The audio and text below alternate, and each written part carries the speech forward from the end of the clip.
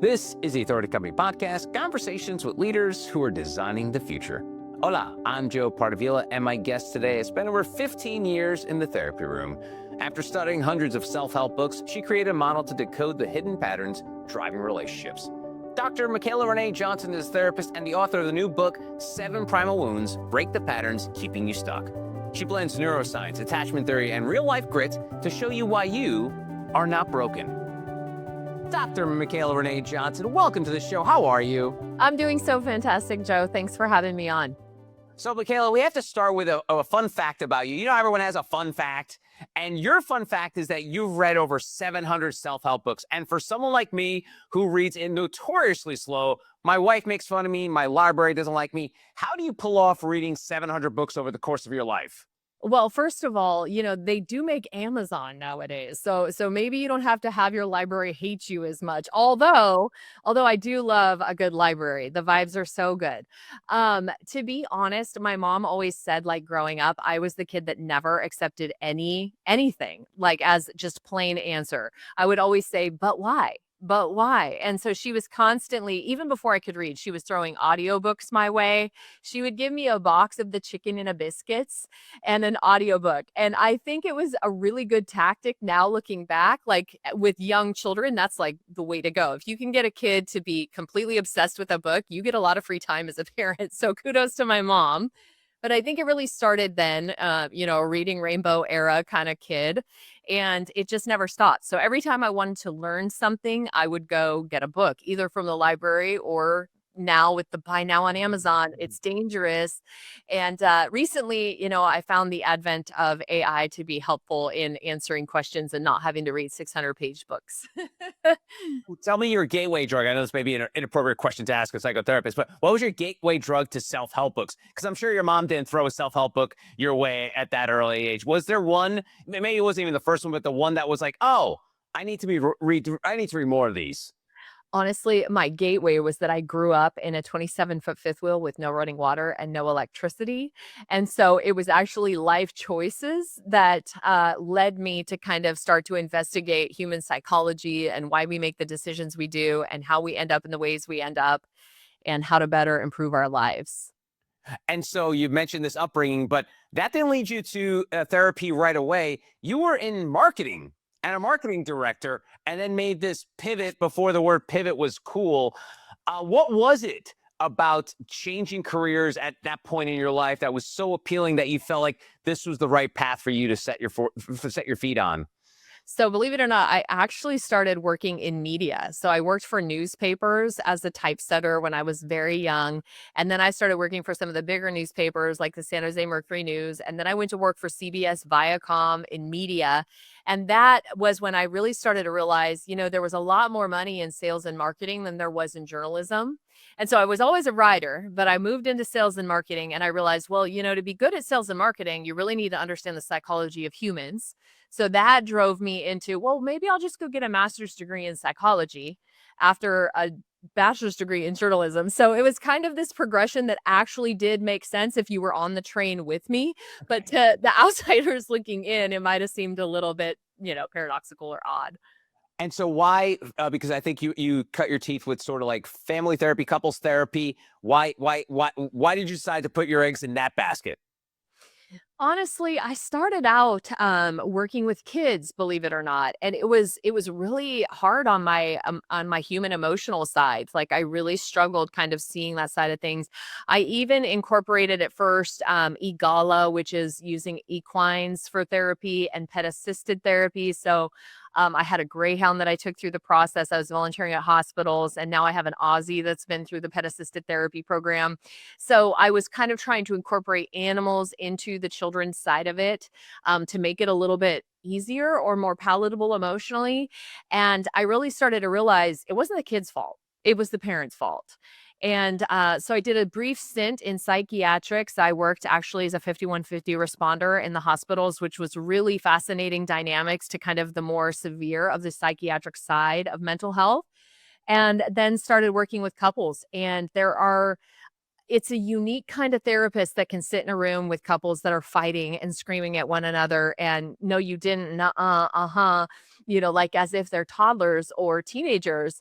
And I started to just see these patterns playing out. And I'm like, okay, I have to better understand what is happening here because it doesn't matter who I'm sticking in this room. The themes are the same over and over and over again. And that's really what led me into the Seven Primal Wounds book. Nice. And so here's a fun fact for me. For many years, I thought 5150 was only a Van Halen album. But apparently it's a psychiatric hold. And that when I made that connection, I was like, man, that is a scary jump there. Right? Now you know why they probably named it that. Absolutely. So I want to get to Primal Wounds, but I want to start like talk broad strokes about relationships, which you've been working with for a long time. And I remember seeing this Simon Sinek quote about and I'm sure you've seen it. It was the toothpaste problem. If a couple are fighting about someone forgetting to put the cap on a toothpaste, the fight's not about the toothpaste, it's about something else. And you write about that. Most relationship fights are not about those surface issues we talk about, whether it's something silly as taking out the garbage or taking the kids to class for something. What's really happening underneath when couples argue about the silly things like the toothpaste and the trash? First of all, I love Simon Sinek. I think he's got so many fantastic YouTubes and things like that. He's a brilliant guy. In terms of couples, what I really started to see was there was always something underneath the surface layer of the onion. And typically, it's an activation of a primal wound. So when you're a child, you start to formulate a narrative like, I'm not good enough. And then as a teenager, it becomes, I'm never going to be good enough. And then as an adult, you paradoxically will pick people and situations that affirm that narrative because you're comfortable with it. You know how to feel not good enough. And so you throw yourself into that situation over and over and over again. And these really become these hot stove moments. And so the mental body brain works the exact same way as the physical body does. So if you touch a hot stove, you're immediately going to pull your hand off of it and you're going to remember that moment. You're going to actually store that data deep in your brain so that the next time you're around this crazy thing known as the stove, you know how to navigate it without getting burned. And we do the same thing in our relationships. We have these little hot stove moments and we store data about it. And then as we get older, we start to avoid the stove altogether. So that's when we start to see people withdraw. They'll become, avoidant or anxious avoidance. We start to see all the attachment disorders that we've read about and things like that. And eventually it creates a lack of intimacy. It creates a lack of connection. And it's not just our intimate relationships either. It's really any relationships that have the ability to affect us. And a big one that I'll see that is sometimes not even considered is the one with your boss or the people that you work with. Because on a very fundamental level, your job, your career affects, your hierarchy of needs, right? Your finances, your food, your housing. And so you'll start to have these same kind of patterns and reactions with people that you even work with. That's great. And I think we have a language problem in our culture nowadays because we throw around words so willy nilly, and there are a few that really really make you uncomfortable. And when people throw the word like anxiety, like they'll be like, "Oh, I've got this thing at work, and I'm feeling anxiety over it." I'm like, "No, you're not. That's stress. There's a difference between stress and anxiety. The other is trauma. Oh, I've had this. My day today was really traumatic. No, it wasn't. It was a rough day. So and then you use the word wounds when you talk about it. So tell me about where you come from with your training, working with clients, working with people. The idea of words being very important in explaining how you're actually feeling. This was actually one of the biggest struggles that we came up against in kind of finalizing the title for the book. The framework is based on these seven primal wounds, but I was very nervous to put that term out there because as a therapist, how I show up is I'm not a fan of labels. Like, I think labels actually allow people to stay stuck in a victim mindset. Like the woe is me kind of world that we want to live in. And so when clients will come to me and say, oh, I've got this, this anxiety disorder, this depressive disorder, I said, that's great. And how is that data and that information benefiting you? Like, in what way is that label actually helping propel you to where you want to go in your life? And, sometimes we can use labels or diagnoses to help get to like a deeper place in our recovery or our self growth. But often I find it just helps people stay stuck. And so I like to move through that. And so when we talk about the term wounds, the big thing that I explain to people in the book is a paper cut is also a wound. And so when we're looking at, severity, we kind of have to consider on the scale that it could be as something as small as a paper cut. And yes, it has an effect on us, but we also have the ability to heal and recover and move on from that very well. And let's dig into wounds, pardon the pun here, but like, how do you help someone identify their core wound? And I'm sure there are many people that have several wounds, but like, there's usually one thing that sort of like splinters off and causes more wounds. How does that happen without turning it into blame towards the towards the patient? Yeah. So when I first started this process, I was kind of doing like these real life, real time assessments where I was noticing the patterns, writing them down, seeing the repeaters, which were the pre activations and then the activations. And I started to see the themes. Eventually, I developed a personality quiz that people can actually take, and it helps you. It's a 70-question quiz, and it helps you identify exactly what your dominant wound is. And then once you know what the wound is, it's this aha light bulb moment for most of my clients and people that I've interacted with, even friends and family that have done it, where it's like, oh my gosh, when I think back on every major fight that I've ever had, or every time when I've really felt hurt by someone, that was exactly what was underneath it. So I felt insignificant, or I felt unlovable. I felt powerless, these different wounds that activate.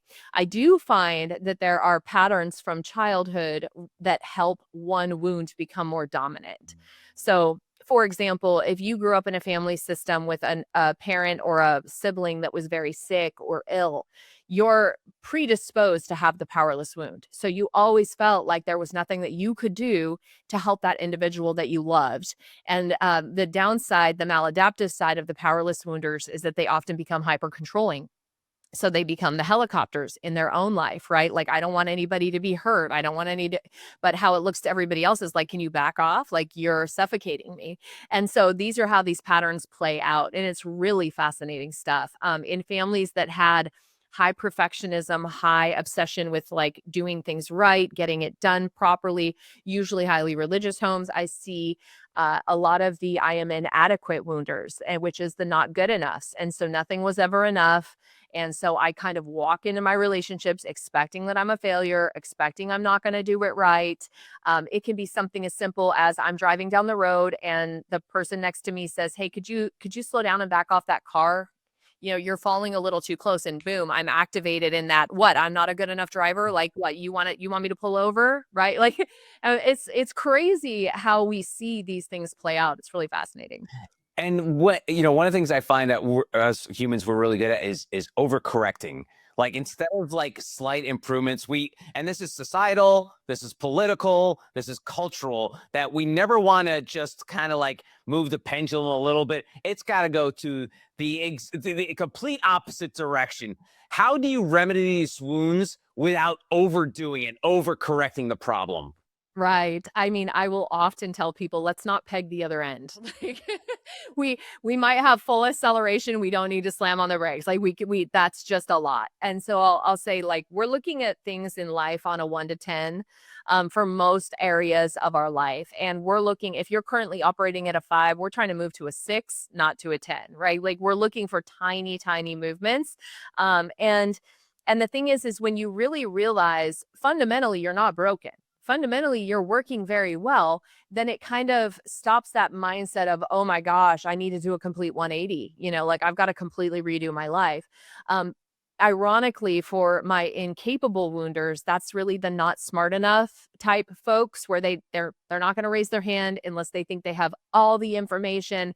They're the people that have binders and stick-it notes and tabs. And, if you ask them to like change the car insurance, they're going to take 3 months to do it. And you're going to be annoyed. Like, why are you procrastinating? It's not that they're procrastinating. It's that they need to take a super long time to make sure they have all the information and make a good decision, right?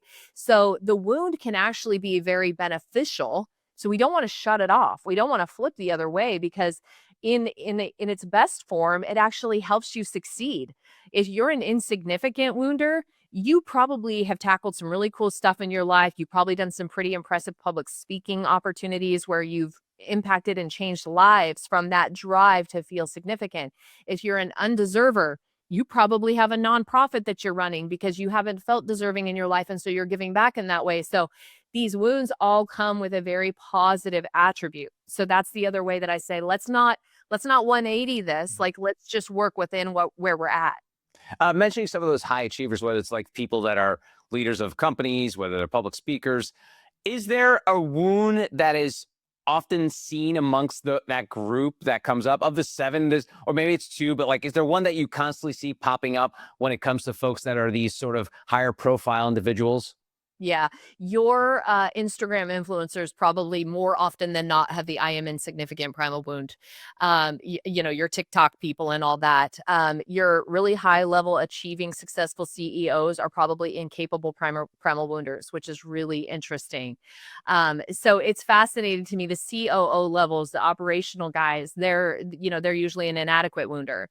So there is definitely themes that have presented themselves, and I've worked with so many clients now at this point that I have some pretty good data about what I'm seeing. So it's been really exciting, and I'm actually super excited to see where my research ends up going, because I think there's going to be, like a lot like love languages, the 5 love languages, we're going to see more coming from this as people start to identify these wounds and really understand that there's so much to it.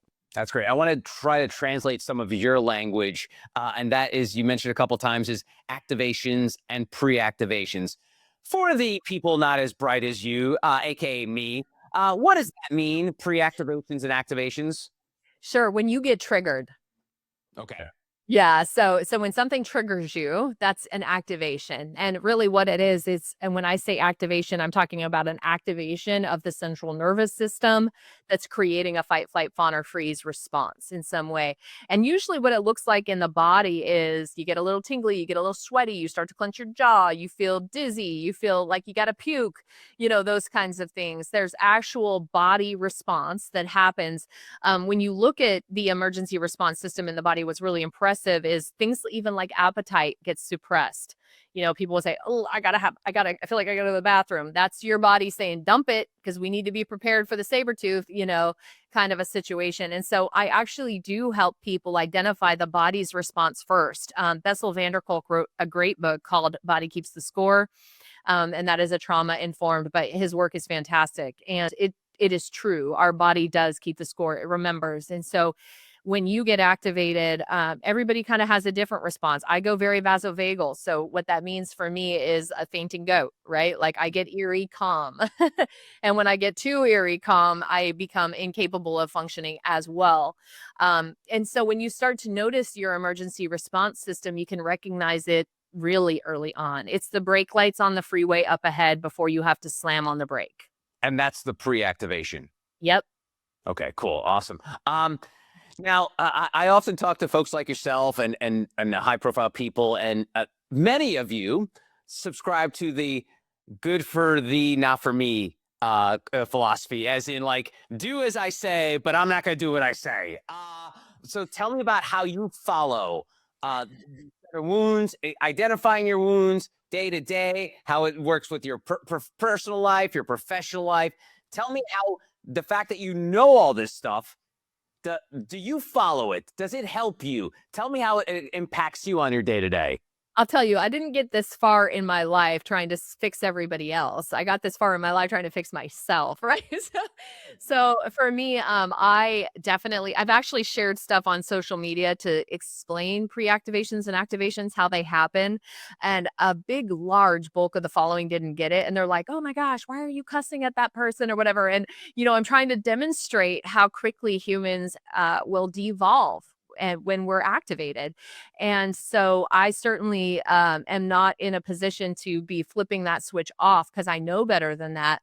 But I have gotten very good at recognizing my own pre-activations and my own activations. And I actually do walk through the primal reset. It's kind of funny. One of the core editors for the book that this book, I actually texted her the other day and I said, "You would be so proud of me. I walked through my own reset." Like, because it really does. It's one of those things where we're prone to feeling left out. We're prone to feeling abandoned. We're prone to feeling, embarrassed, all these shame, right? Guilt.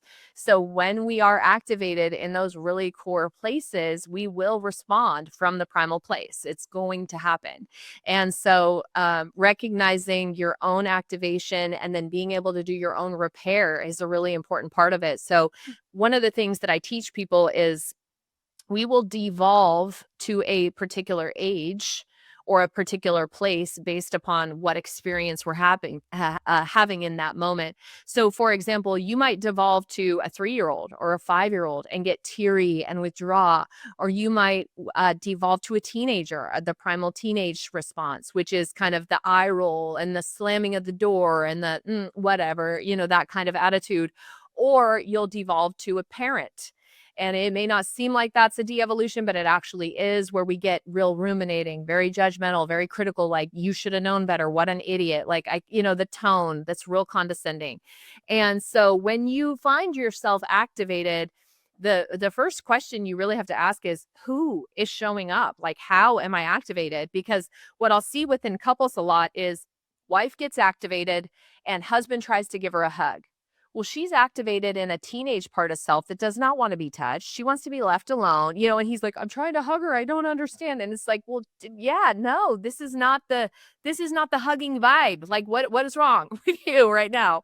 So when you start to recognize who is showing up, you can actually do repairs a lot more effectively as an individual and with your partner. Let's talk about that sort of like balance of the work-life balance issue that people have been talking about ad nauseum for the last 5 or 6 years. But since the idea of like a severance-like chip isn't allowed to separate yourself, your work self, from your life, from your for life self, because they're going to commingle no matter what you do, no matter what that work-life balance. If you have a bad day at work, you may bring it home, or vice versa.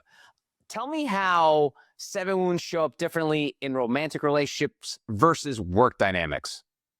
Well, the activations and the pre-activations are the same. So someone will say something that makes you feel undeserving, powerless, damaged, not good enough, like you're an outsider, like you're insignificant or inadequate. So the whatever somebody has said or done, or the situation you put yourself in, activates the wound, and the response actually ends up being the exact same. Whether it's your boss, coworkers, or your wife, or your mom, your dad, it doesn't really matter.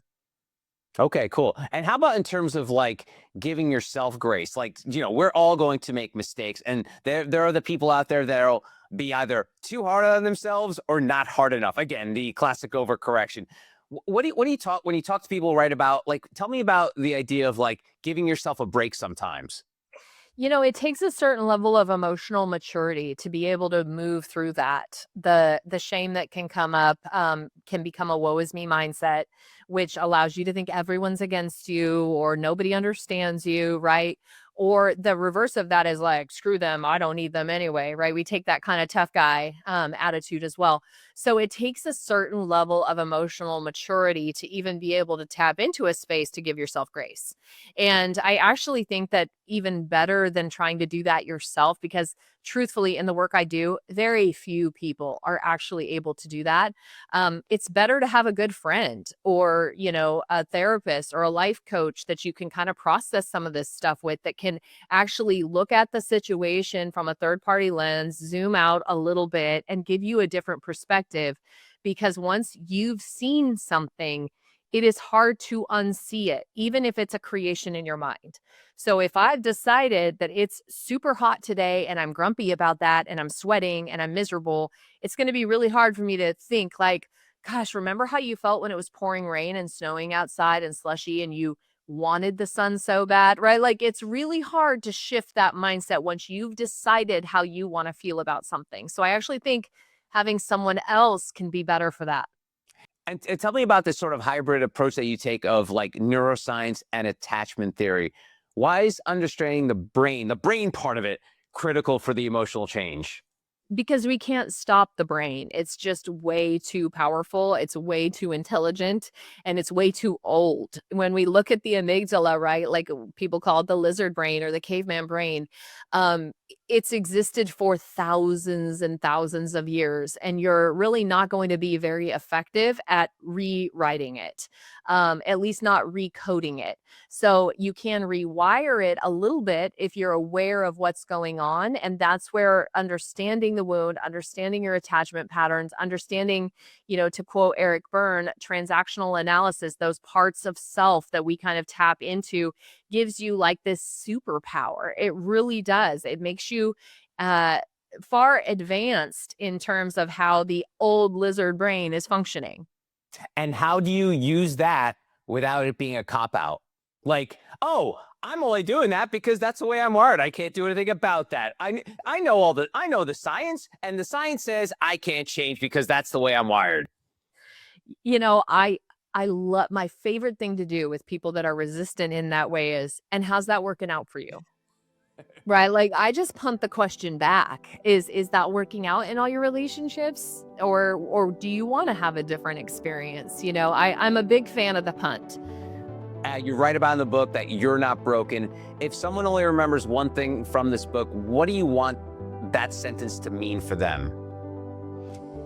Your body is doing exactly as it was intended to do. And once you realize how to utilize that, you can turn it into a superpower.